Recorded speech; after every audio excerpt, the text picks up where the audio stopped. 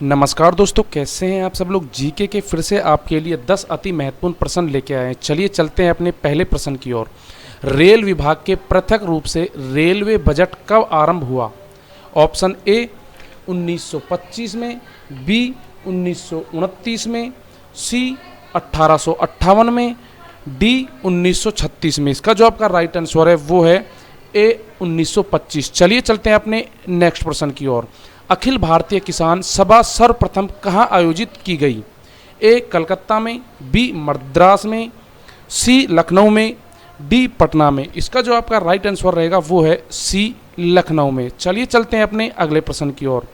गांधी का चंपारण सत्याग्रह किससे जुड़ा था? ए इजारदेदारी, बी तिनकठिया, सी जानवी, डी इनमें से कोई नहीं।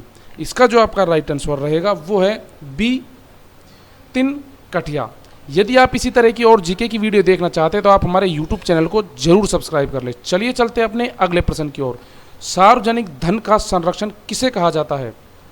ऑप्शन ए लोकसभा अध्यक्ष, बी राष्ट्रपति, सी राज्यसभा अध्यक्ष, डी नियंत्रक महालेखा परीक्षक। इसका जो आपका राइट आंसर है वो है डी नियंत्रक महालेखा परीक्षक।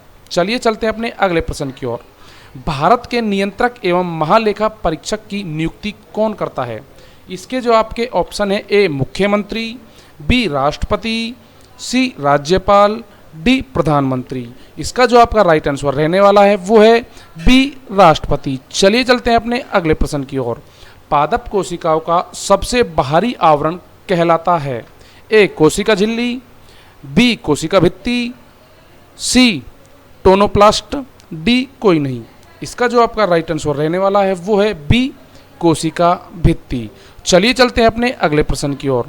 पेंडुलम को चंद्रमा पर ले जाने पर उसकी समय अवधि है? ए उतनी ही रहेगी, बी घटेगी, सी शून्य हो जाएगी, डी बढ़ेगी।